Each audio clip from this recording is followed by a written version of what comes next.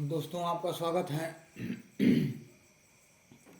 हमारे YouTube channel SS study point में। दोस्तों, उस दिन हमने आपको बताया था कि वर्ण विचार में स्वर और व्यंजन के बारे में बता दिया था, जिसमें आपका स्वर का पोर्शन कंप्लीट हो गया था, स्वर का पार्ट कंप्लीट हो गया था। उसमें एक चीज रह गया था, प्लुत स्वर रह गया था, प्लुत स्वर। तो आइए आज हम लोग प्लुत स्वर के बारे में जान लेते हैं। अब देखिए, प्लुत स्वर क्या होता है। भाषा को स्पष्ट करने के लिए इसका प्रयोग किया जाता है, प्लुत स्वर, जिसे हम त्रिमात्रिक स्वर भी कहते हैं। त्रिमात्रिक स्वर भी कहते हैं। इसका कुछ उदाहरण मैं आपको दे रहा हूं। जैसे काम में कहा जाता है, जैसे मेढक बोलते हैं टर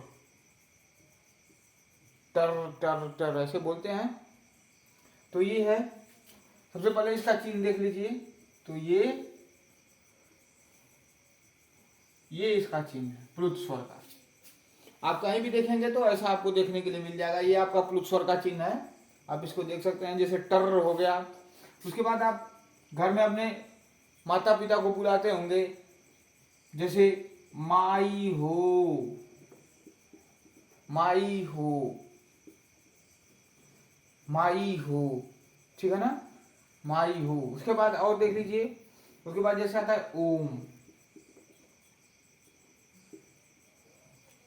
आप देख सकते हैं ये ओम, ये है। तो इसमें आपका प्लुत स्वर का प्रयोग किया जाता है। इसमें आपका प्लुत स्वर का प्रयोग किया जाता है, आप इसको आसानी से समझ सकते हैं।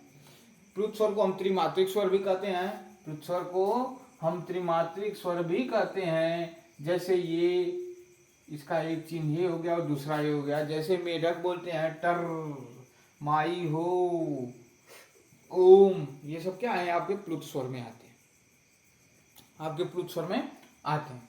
उसके बाद इसको आप देख लीजिए। उसके बाद हम अभी लोग शुरू करते हैं व्यंजन के बारे में। हम लोग अभी जानेंगे व्यंजन के बारे में, उसको समझेंगे। इसको आप नोट डाउन कर लीजिए।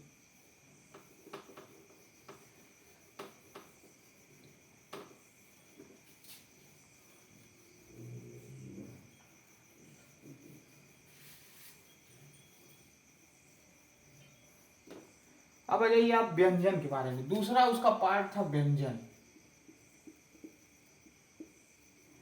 दूसरा उसका पार्ट था व्यंजन। वर्ण विचार का दूसरा पार्ट था व्यंजन।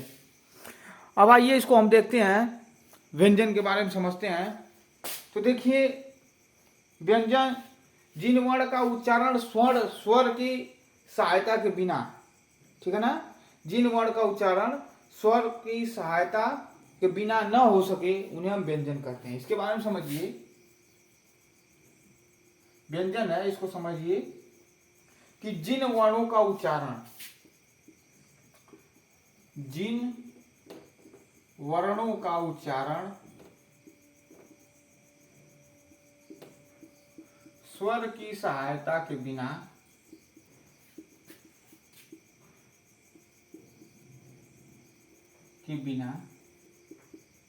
न हो सके,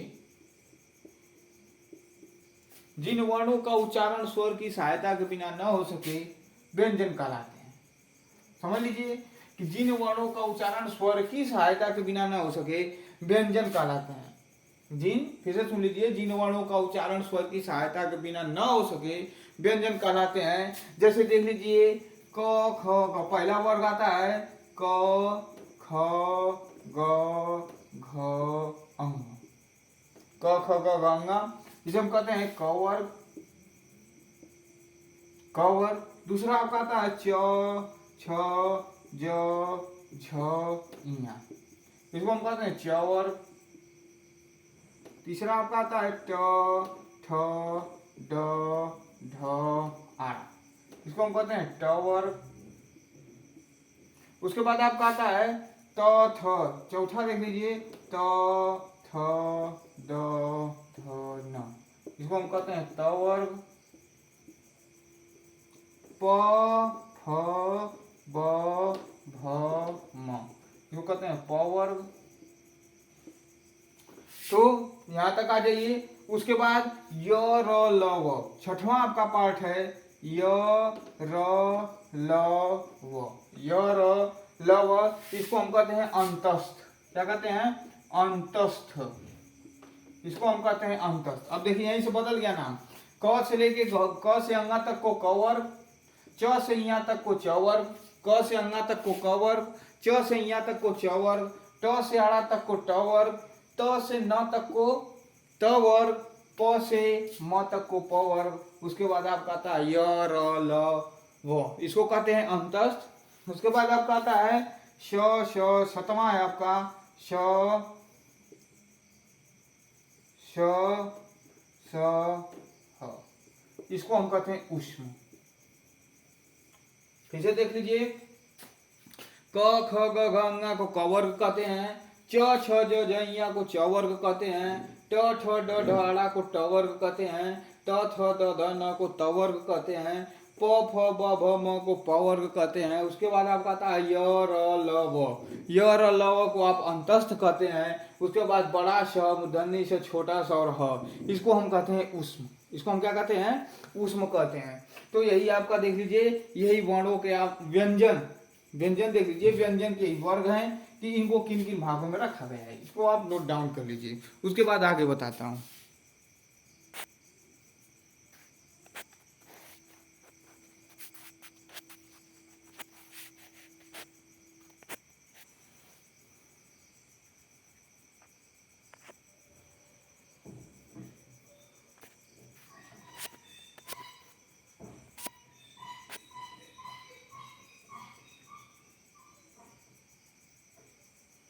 इसको आप नोट डाउन कर लीजिए।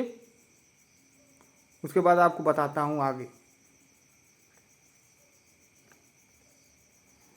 चलिए, ये आपका हो गया होगा। उसके बाद आगे जानिए, आगे क्या है। अब देखिए, इसमें एक आपका अंगा हो गया, एक आपका अंगा हो गया, और अंगा के बाद इसमें आप देख लीजिए नीचे बिंदु लगा करके ये वर्ण बनाए जाते हैं। ये ड के नीचे बिंदु लगा करके ये वर्ण बनाए जाते हैं। आप उसको देख सकते हैं, अंगा के बारे में समझ सकते हैं कि उसके नीचे बिंदु लगा करके वर्ण बनाए जाते हैं। अंगा के बारे में आप समझ सकते हैं कि उसके नीचे वर्ण लगा करके बनाए जाते हैं। जैसे जैसे आप देख सकते हैं चढ़ना, जैसे आप देख सकते हैं चढ़ना, चढ़ना, चढ़ना, ट और ढ, इन दोनों के बारे में। जैसे चढ़ना, सड़ना, चढ़ना, सड़ना,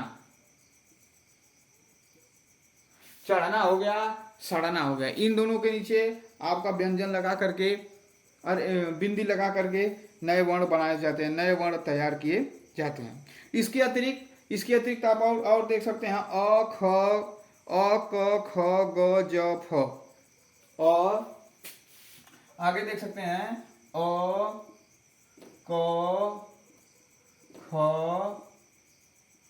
ग ज ब, अ क ख ग ज ब, अ क ख ग ज फ। सर ये मिस्टेक हो गया, ग ज फ, ग ज फ। इसके नीचे आप वर्ण लगा करके, इसके नीचे आप बिंदु लगा करके इसको आप अरबी में नए वर्ण बना सकते हैं। इसके नीचे आप बिंदी लगा करके इनको अरबी में नए वर्ण बना सकते हैं। इनको अरबी में नए वर्ण बना सकते हैं। इसको आप देख लीजिए, फिर से समझ लीजिए कि जिन व्यंजन क्या होते हैं कि जिन वर्णों का उच्चारण स्वर की सहायता के बिना न हो सके उन्हें व्यंजन कहते हैं। जिन वर्णों का उच्चारण स्वर की सहायता के बिना न हो सके उन्हें व्यंजन कहते हैं। ये अनेक वर्गों में बटे होते हैं। सबसे पहले क वर्ग, क ख ग घ ङ। क वर्ग कहते हैं च छ ज झ ञ च वर्ग है, ट ठ ड ढ आड़ा ट वर्ग है, त थ द ध न त वर्ग है, प फ ब भ म प वर्ग है। उसके बाद य र ल व को अंतस्थ कहते हैं। य र, ध्यान समझ लीजिएगा, य र ल व को अंतस्थ कहते हैं। बहुत परीक्षाओं में पूछा जाता है भाई अंतस्थ व्यंजन कौन कौन से हैं, तो दे देगा ऑप्शन, तो य र ल व को अंतस्थ कहते हैं। उसके बाद आपका आता है बड़ा स, मूर्धन्य स, छोटा सा और ह, इसको हम लोग ऊष्म व्यंजन कहते हैं। इसको हम लोग क्या कहते हैं, ऊष्म व्यंजन। और अनेक शब्द हैं जैसे चढ़ना, चढ़ना ढ के नीचे या बिंदी लगा करके इसको ढ बनाया जाता है। ढ के नीचे बिंदी लगा करके इसको ढ बनाया जाता है। र अंगा के नीचे बिंदी लगा करके इसको अंग बनाया जाता है, जिसको सड़ना कहते हैं। ड के नीचे और ढ के नीचे या बिंदी लगा करके चढ़ना और सड़ना बनाया जाता है। उसके बाद एक और मुख्य बात है, जिसे अरबी, जब कोई अरबी वर्ण बनाना हो तो अ के नीचे बिंदी लगाकर, क के नीचे बिंदी लगाकर, ख के नीचे बिंदी लगाकर, ग के नीचे बिंदी लगाकर, फिर ज के नीचे, फिर फ के नीचे, इन सब के नीचे बिंदी लगा करके हम इनको अरबी वर्ण में भी परिवर्तित कर सकते हैं। आप इसको अपनी कापी में लिख लीजिए। आप इसको अपनी कॉपी में लिख लीजिए।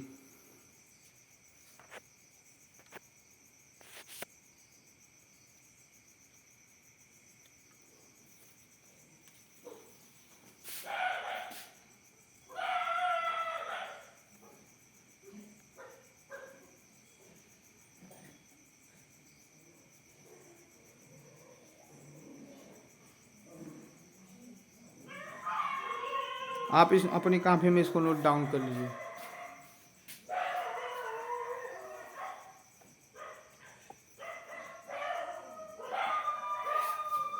आप अपनी कॉपी में इसको नोट डाउन कर लीजिए। उसके बाद मैं आपको बताता हूँ,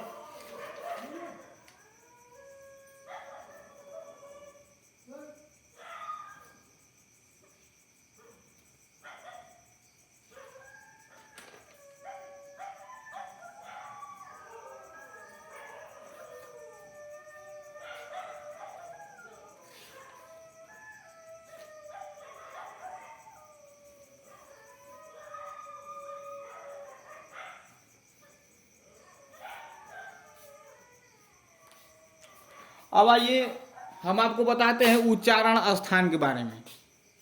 अब आइए हम आपको बताते हैं उच्चारण स्थान के बारे में। तो उच्चारण स्थान के बारे में आइए हम आपको बताते हैं। तो आप, मैं आशा करता हूं कि आप अपने कॉपी में लिख लिए होंगे। उसके बाद अब हम उच्चारण स्थान के बारे में समझेंगे।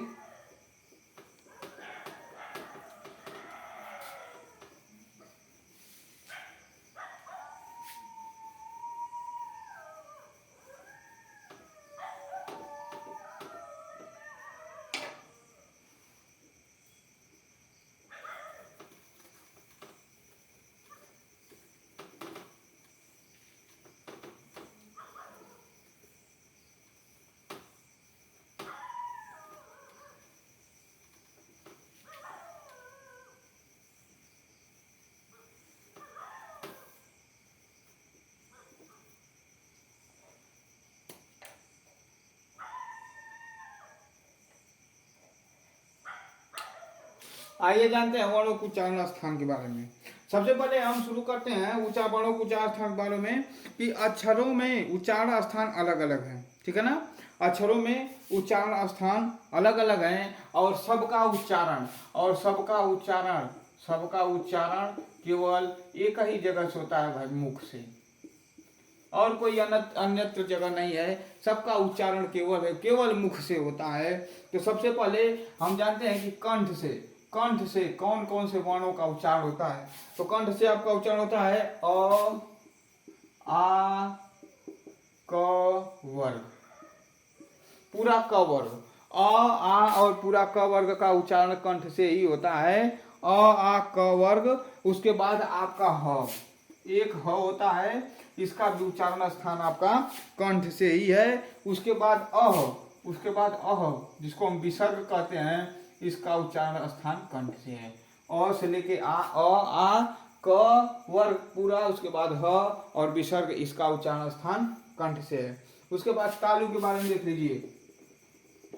तालु से देख लीजिए क्या होता है। तो छोटी ई और बड़ी ई। उसके बाद आपका आता है च वर्ग पूरा, च वर्ग। उसके बाद च वर्ग के बाद आपका आता है इया, य और स, सबसे इसके बाद आपका आता है य और श, य और स, इनका उच्चारण स्थान तालु से होता है। उसके बाद मूर्धा में, मूर्धा से देख लीजिए, मूर्धा से आप देख लीजिए, मूर्धा से री ट री और ट वर्ग र और व, री पूरा ट वर्ग र और व, री मूर्धा से किसका उच्चारण होता है, तो री का पूरा ट वर्ग र और व। उसके बाद आपका आता है दंत से, उसके बाद आता है दंत से। तो दंत से किसका उच्चारण होता है, तो त वर्ग पूरा ल और श, त वर्ग ल और श, त वर्ग पूरा त वर्ग, ये त है, त वर्ग पूरा और ल और श, त वर्ग ल और श। उसके बाद आ जाइए ओष्ठ से, ओष्ठ से, ओष्ठ से। उसके बाद ओष्ठ से देख लीजिए, तो ओष्ठ से आपका होता है छोटा ऊ बड़ा ऊ, छोटा ऊ बड़ा ऊ प फ ब भ म, छोटा ऊ बड़ा ऊ प वर्ग पूरा, छोटा ऊ बड़ा ऊ और प वर्ग पूरा। उसके बाद आपका आता है नासिका से, नासिका से।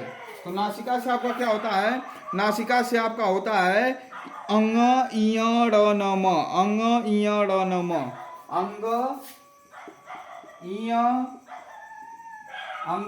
ड़ न और म, अंग इय ड़ न म, यह आपका जो है नासिका से होता है, अंग इय ड़ न म। उसके बाद कंठ और तालु, कंठ प्लस तालु, कंठ प्लस तालु मिला करके आपका कौन कौन सा वर्ण का उच्चारण करते हैं, तो ए और अ, ए और अ का उच्चारण करते हैं। कंठ और तालु मिला करके आपका ए और अ का उच्चारण करते हैं। उसके बाद कंठ और ओष्ठ, कंठ और ओष्ठ, कंठ और ओष्ठ आपका मिलाते हैं ओ और औ, कंठ और ओष्ठ आपका ओ और औ का उच्चारण करते हैं। उसके बाद दंत और ओष्ठ, उसके बाद आपका आता है दंत प्लस ओष्ठ, तो ये आपका आता है व। अब आप इसको देख करके बता दीजिए। सबसे पहले कंठ से आपका उच्चारण होता है अ आ क वर्ग पूरा ह विसर्ग, विसर्ग अ आ क वर्ग और विसर्ग। जैसे अ बोल रहे हैं अ आ क ख ग घ अंग, क ख ग घ अंग। तो यहाँ से आप देख सकते हैं क वर्ग का पूरा, जिसमें अंगा का उच्चारण कंठ से भी होता है और यहाँ अंगा का उच्चारण नासिका से भी होता है। अंगा का उच्चारण कंठ से होता है और अंगा का उच्चारण नासिका से भी होता है। उसके बाद ह है, उसके बाद विसर्ग है, उसके बाद ह और विसर्ग है। तो कोई पूछे भाई कंठ से उच्चारित होने वाले वर्णों के नाम, तो अ आ क वर्ग ह और विसर्ग। उसके बाद तालु, तालु में देख लीजिए, तो तालु से छोटी बड़ी पूरा च वर्ग, पूरा च वर्ग य और बड़ा श। देख लीजिए छोटी बड़ी च वर्ग पूरा य और श, छोटी बड़ी च वर्ग य और श। उसके बाद आपका आता है, अब देखिए च वर्ग में एक आपका इया होता है, च वर्ग में जो इया है वो उसका उच्चारण स्थान और कहाँ है, नासिका है। जो च वर्ग में इया है उसका उच्चारण स्थान नासिका है। उसके बाद आपका आता है मूर्धा, मूर्धा में री ट वर्ग र और व, री ट वर्ग र और व। जो मूर्धा में है तो कौन कौन सा है, री ट वर्ग र और व। यहाँ व नहीं होगा, यहाँ श होगा, ये मिस्टेक हो गया, इसके लिए सॉरी। तो यहाँ आपका मूर्धन्य श होगा, मूर्धन्य श। मूर्धा से जो बोला जाता है री ट वर्ग र और मूर्धन्य श, यह मूर्धा से बोला जाता है। उसके बाद दंत, दंत से त वर्ग ल और छोटा श, दंत से त त वर्ग के पूरे वर्ण, उसके बाद ल, उसके बाद स। दंत से त वर्ग के पूरे वर्ण ल और श। उसके बाद ओष्ठ से दोस्तों, ओष्ठ से देखिए छोटा ऊ बड़ा ऊ प वर्ग, छोटा ऊ बड़ा ऊ प वर्ग ओष्ठ से बोला जाता है। उसके बाद नासिका से अंग य ड़ न म, अंग य ड़ न म, अंग य ड़ न म। किसी भी वर्ग का, चाहे क वर्ग हो, क वर्ग हो, च वर्ग हो, ट वर्ग हो, त वर्ग हो और प वर्ग हो, सबसे आखिरी उसका सबसे आखिरी अक्षर जो है वह हमेशा नासिका से बोला जाता है। अंग इ ड़ न म, वह नासिका से बोला जाता है। कंठ और तालु से मिला करके ए और ऐ बोला जाता है। कंठ और तालु से मिला करके ए और ऐ बोला जाता है। कंठ और ओष्ठ से मिला करके ओ और औ बोला जाता है। दंत और ओष्ठ से मिला करके आपका व बोला जाता है। फिर से समझ लीजिए, कंठ से अ आ क वर्ग ह और विसर्ग, तालु से छोटी बड़ी च वर्ग य और बड़ा श यहाँ देख लीजिए बड़ा श है। उसके बाद मूर्धा से री ट वर्ग र और मूर्धन्य श जिसको कहते हैं। उसके बाद दंत से त वर्ग ल और छोटा स यहाँ पर है, उसको देख लीजिए यहाँ पे ल है, यहाँ पे ल है। उसके बाद ओष्ठ से आप देख लीजिए छोटा ऊ बड़ा ऊ और प वर्ग। नासिका से आपका अंग इ ड़ न म, अंग इ ड़ न म, नासिका से अंग इ ड़ न म। उसके बाद कंठ और तालु से ए और ऐ, कंठ और तालु से आपका ए और ऐ बोला जाता है। कंठ और ओष्ठ से ओ और औ बोला जाता है।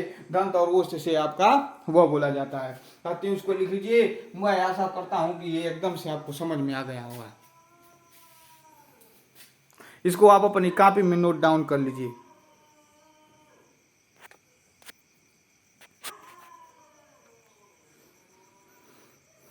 इसको आप अपनी कॉपियों में नोट डाउन कर लीजिए। उसके बाद आपको और कुछ नई चीजें बताता हूं इसमें।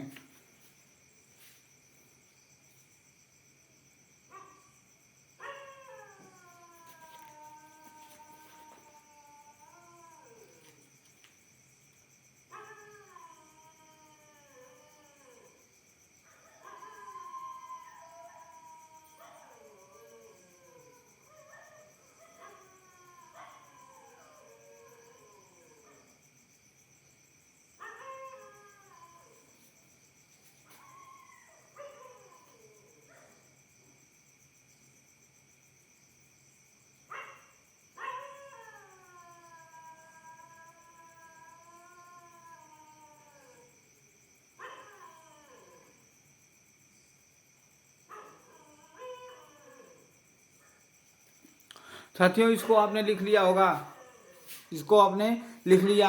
उसके बाद आइए आगे आपको ले चलते हैं कुछ और महत्वपूर्ण स्वर और व्यंजन के प्रयोगों पर, कुछ और महत्वपूर्ण स्वर और व्यंजन के प्रयोग को समझेंगे। चलिए आइए।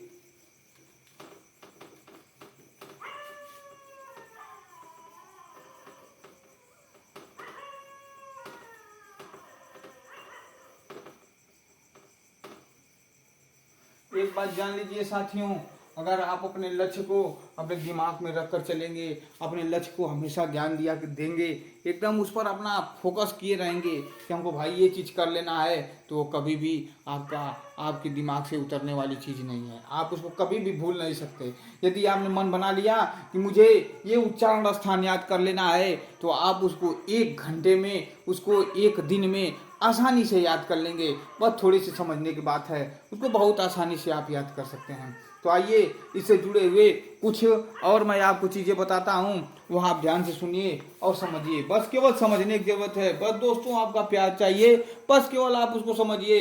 यदि मेरी यह मेहनत आपके प्रति कामयाब हो गई, इस मेहनत से मेरी आपने कोई सफलता प्राप्त कर ली, तो उस दिन मैं अपने आप को बहुत धन्य समझूंगा कि मेरी यह जो मैं आपको पढ़ा रहा हूँ, जो मैं आपको बता रहा हूँ दोस्तों, मैं भी आप लोगों के बीच में से ही एक हूँ, आप लोगों के बीच में से ही एक उठा हुआ हूँ, और मैं आप लोगों को बता रहा हूँ। जिस दिन आपको यह समझ में आ गया, मैं समझूंगा कि आपकी मेहनत सफल हो गई।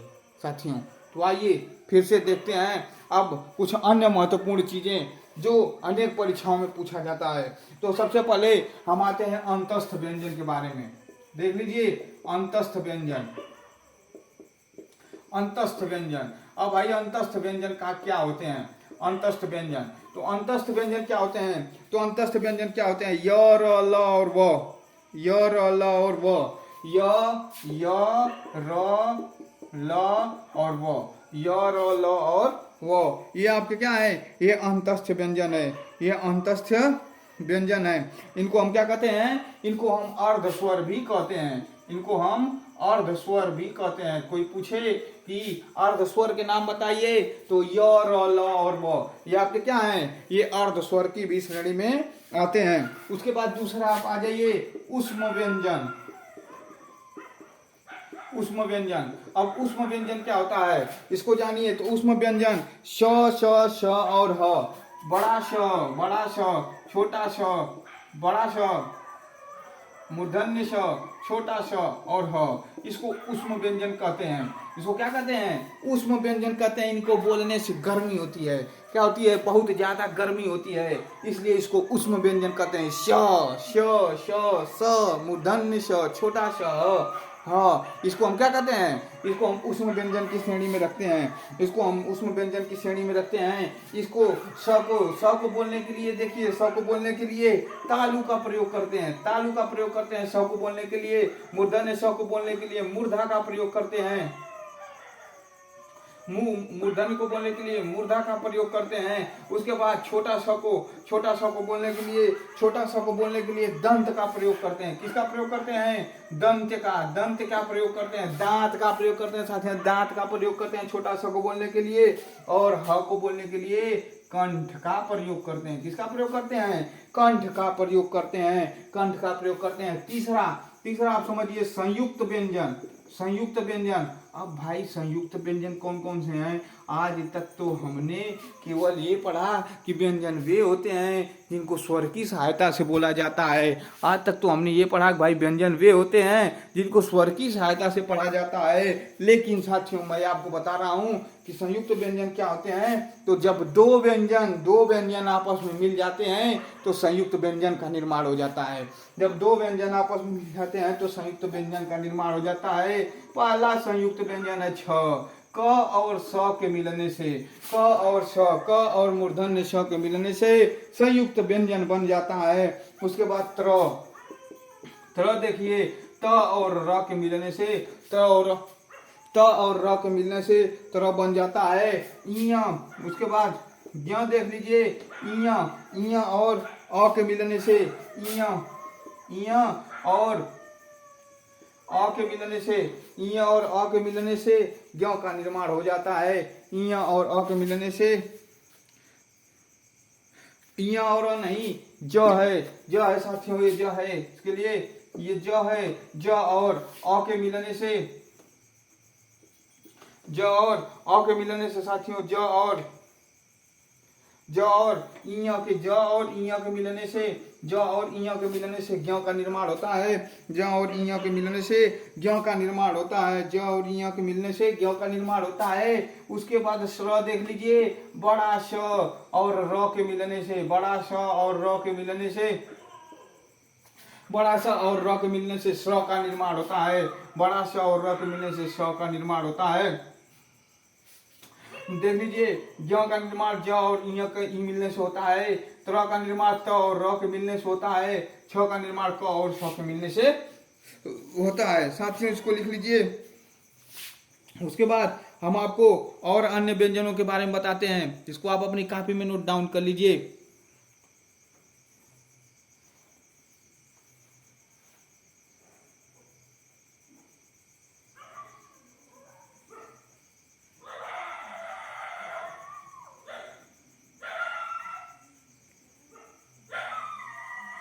आगे आ जाइए द्विगुण व्यंजन, आगे आ जाइए द्विगुण व्यंजन। द्विगुण व्यंजन क्या होते हैं? चौथा द्विगुण व्यंजन, द्विगुण व्यंजन क्या होते हैं भाई, इसको समझने की जरूरत है। तो द्विगुण व्यंजन जिनमें दो गुण होते हैं। द्विगुण का मतलब जिनमें दो गुण होते हैं। तो जिनमें दो गुण किसमें होते हैं? तो दो गुण होते हैं एक अंगा में, और इसको अंगा कहते हैं जब ड के बाद बिंदी लगा दी जाती है, और उसके बाद ढ, उसके बाद क्या है? ढ है। अब देखिए इसको लेकर के हम बनाएंगे, इसको लेकर के बनाएंगे सड़ना। क्या बनाएंगे? सड़ना। इसको बनाएंगे पढ़ना, इसको बनाएंगे पढ़ना। पढ़ना इसको कहते हैं, जब तक पढ़ोगे नहीं तब तक कामयाबी नहीं मिलेगी साथियों। अगर कामयाब होना है तो पढ़ना जरूरी है, और जब पढ़ोगे तभी जानोगे कि द्विगुण व्यंजन क्या होता है। एक बार पढ़ोगे तभी जानोगे कि द्विगुण व्यंजन क्या होता है। और सड़ना, नहीं पढ़ोगे तो सड़ना पड़ेगा, नहीं पढ़ोगे तो सड़ना पड़ेगा। और जब पढ़ लोगे तो जिंदगी बहुत आगे निकल जाएगी साथियों। उसके बाद यही आपके हैं अंतस्थ व्यंजन, य र ल व, य र ल और व, यह आपका अंतस्थ व्यंजन है, जिसको मर्द स्वर भी कहते हैं। उष्म व्यंजन, उष्म व्यंजन क्या है? उष्म व्यंजन श बड़ा श, मूर्धन्य श छोटा स और ह, यह उष्म व्यंजन कहलाते हैं, जिसमें बड़ा स तालु से, मूर्धन्य स मूर्धा से, छोटा स दंत से और ह कंठ से बोला जाता है। उसके बाद आपका आता है संयुक्त व्यंजन। संयुक्त व्यंजन छ, जिसको क और स से मिलकर बनता है, त्र त और र से मिलकर के बनता है, ज ज और इ से मिलकर के बनता है, और स्र स और र से मिलकर के बनता है। स्र किससे मिलकर के बनता है? तो स्र स और बड़ा श और र से मिलकर के बनता है, बड़ा स और र से मिलकर के बनता है। इसको साथियों लिख लीजिए आप लोग। उसके बाद आगे बताते हैं कि अब इसमें संयुक्त व्यंजन में कि वे कौन से शब्द हैं, वे कौन से शब्द हैं जो हिंदी वर्णमाला में निम्न वर्णों के पहले आते हैं। कौन से शब्द हैं जो हिंदी वर्णमाला में निम्न वर्णों के पहले आते हैं? तो अब देखिए, निम्न वर्णों के पहले आते हैं। यदि पूछा जाए, यदि आपसे पूछा जाए कि छ, यदि आपसे पूछा जाए कि हिंदी वर्णमाला में छ किस स्थान पर आता है, तो आप क्या बताएंगे कि हिंदी वर्णमाला में छ किस स्थान पर आता है? तो हिंदी वर्णमाला में, यहां मैं आपको बता रहा हूं कि जो इसका उदाहरण था ढ का, तो यह हो जाएगा सड़ना, और ढ का जो उदाहरण था यह हो जाएगा पढ़ना। ये मैं पहले भी आपको लिखवा चुका हूं, लेकिन एक बार फिर आप इसको लिख लीजिए, सड़ना और पढ़ना। उसके बाद आप आगे आ जाइए, सड़ना और पढ़ना। उसके बाद आप आगे आ जाइए। आइए हम आपको बताते हैं कि ये जो संयुक्त व्यंजन है यह किन वर्णों के बीच में पड़ता है। यह जो संयुक्त व्यंजन है यह किन वर्णों के बीच में पड़ता है। तो आइए जानते हैं कि यह संयुक्त व्यंजन किन वर्णों के बीच में पड़ता है। तो सबसे पहले हम जानते हैं छ। तो जो छ है, यह छ, तो यह छ क के बाद आता है, क के बाद आता है, यह छ क के बाद आता है, यह छ क के बाद आता है। यह तर त के बाद आता है, यह तर त के बाद आता है।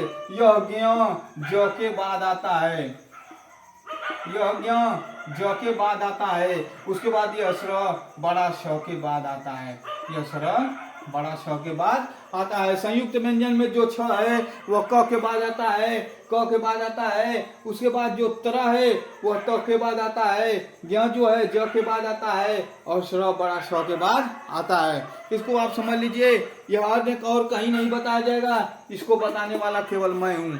एक बार इसको आप समझ लेंगे, जिंदगी में नहीं भूलेंगे। चाहे कोई भी परीक्षा हो, यूपी टेट हो, यूपीएसआई हो, चाहे उत्तर प्रदेश पुलिस हो, किसी भी जगह पर इसमें से कोई भी सवाल बाहर से नहीं पूछ सकता है। एक बार इसको आप अपनी कॉपी में लिख लीजिए और एक बार पढ़ लीजिए। दोबारा पढ़ने की दोस्तों जरूरत नहीं है, इसको समझ लीजिए और इसको कॉपी में अपने लिख लीजिए।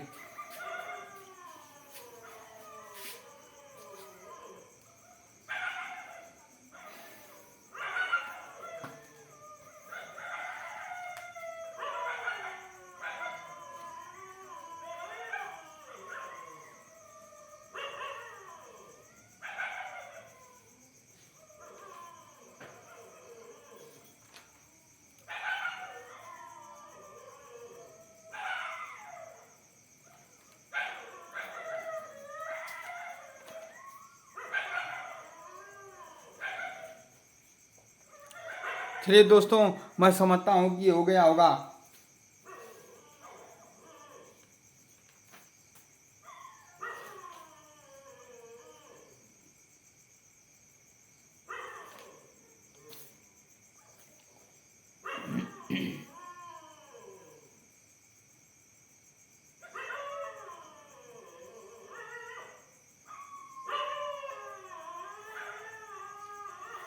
आ जाइए आगे देखते हैं। इसको मैं इरेज कर देता हूँ, इसको मैं मिटा देता हूँ।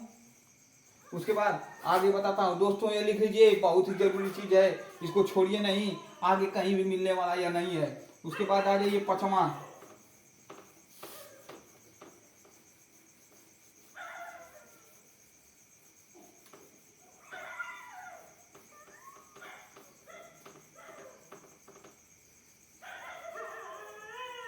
पांचवा आ जाइए, पांचवा पांचवा जिसको हम पंचम वर्ण या पंचमाक्षर कहते हैं, पंचम वर्ण या पंचमाक्षर कहते हैं। अब दोस्तों ये क्या होता है, किसी भी वर्ग का आखिरी अक्षर पंचम वर्ग या पंचमाक्षर कहलाता है। किसी भी वर्ग का आखिरी अक्षर पंचम वर्ग या पंचमाक्षर कहलाता है। तो कौन कौन से हैं दोस्तों, अंग, इय, ड़, न और म। यदि आपसे कोई पूछे कि इन पंचमाक्षरों का उच्चारण स्थान क्या है, तो क्या बताएंगे इनका उच्चारण स्थान? इनका उच्चारण स्थान एक ही है, नासिका। इसको क्या कहते हैं, नासिका। ये केवल नाक से बोले जाते हैं, जैसे अंग, इय, ड़, न, म, ये नाक से बोले जाते हैं साथियों। इसको आप समझिए, ये पंचम वर्ण या पंचमाक्षर जो हैं, ये नाक से बोले जाते हैं। पंचम वर्ण या पंचमाक्षर ये नाक से बोले जाते हैं, नाक से बोले जाते हैं। उसके बाद आप इसको समझिए,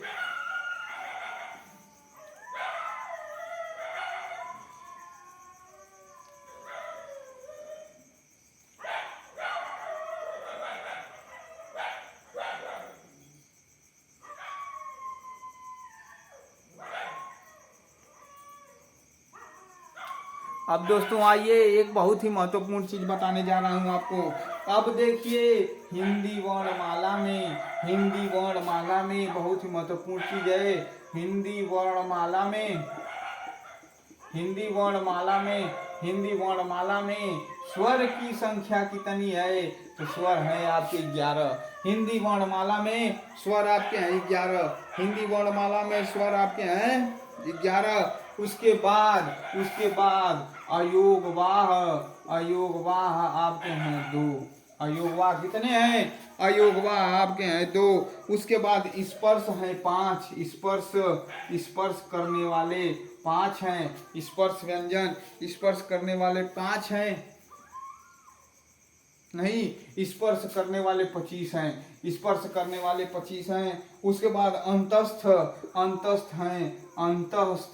अंतस्थ आपके हैं 4। अंतस्थ आपके हैं 4। उसके बाद उष्म भी आपके 4 हैं। उष्म व्यंजन जो हैं वो अभी 4 हैं। उष्म भी कितने हैं? 4 हैं। संयुक्त भी 4 हैं। संयुक्त कितने हैं? संयुक्त आपके 4 हैं। संयुक्त 4 हैं। उसके बाद द्विगुण जिनमें 2 गुण होता है। द्विगुण में कितने होते हैं? तो द्विगुण में आपके 2 हैं। अगर इस प्रकार जोड़ा जाए तो कुल हिंदी वर्णमाला में 52 अक्षर होते हैं। कितने होते हैं? 52। अगर इस प्रकार जोड़ा जाए कि स्वर मुख्य रूप से 11 होते हैं, अयोगवाह 2 होते हैं, स्पर्श व्यंजन 25 हैं, अंतस्थ 4 हैं, उसमें भी 4 हैं, संयुक्त 4 हैं और द्विगुण 2 हैं। तो इनकी संख्या कुल जोड़ करके 52 हो जाती है। कितनी हो जाती है? 52 हो जाती है। लेकिन मुख्य रूप से आपके हिंदी वर्णमाला में कुल कितने अक्षर पाए जाते हैं दोस्तों? यह हमें अवश्य बताइए। आपके हिंदी वर्णमाला में कुल 33 अक्षर पाए जाते हैं। कितने? 33। कितने पाए जाते हैं? तो 33 अक्षर पाए जाते हैं हिंदी वर्णमाला में। 33 अक्षर पाए जाते हैं। साथियों, मैं आपको समझता हूँ कि यह मैंने आज आपको जितना भी पढ़ाया है वह आपको बहुत समझ में आया होगा। वह बिल्कुल भी आपको समझ में आया होगा। दोस्तों, मैं बता रहा हूँ कि एक भी प्रश्न इससे बाहर जाने वाला नहीं है। और हिंदी वर्णमाला पर मेरी एक वीडियो और आएगी, उसमें आपका संपूर्ण वर्ण विचार और संपूर्ण हिंदी वर्णमाला समाप्त कर दिया जाएगा। दोस्तों यह मेरी वीडियो आपको बहुत ज़्यादा पसंद आई होगी। बस एक बार आप इसको ध्यान से देख लीजिए, किसी भी परीक्षा में इससे एक भी प्रश्न बाहर से आने वाला नहीं है दोस्तों। मैं उम्मीद करता हूँ कि आप हम मेरी इस वीडियो को देख करके अवश्य ही कामयाब होंगे। इस एसएस पॉइंट स्टडी पॉइंट की वीडियो को देख करके आपको कामयाब होने से कोई भी नहीं रोक सकता। ठीक है दोस्तों, फिर मिलते हैं अगली वीडियो में वर्ण विचार के एक नए सेशन के साथ। तब तक के लिए धन्यवाद, नमस्कार।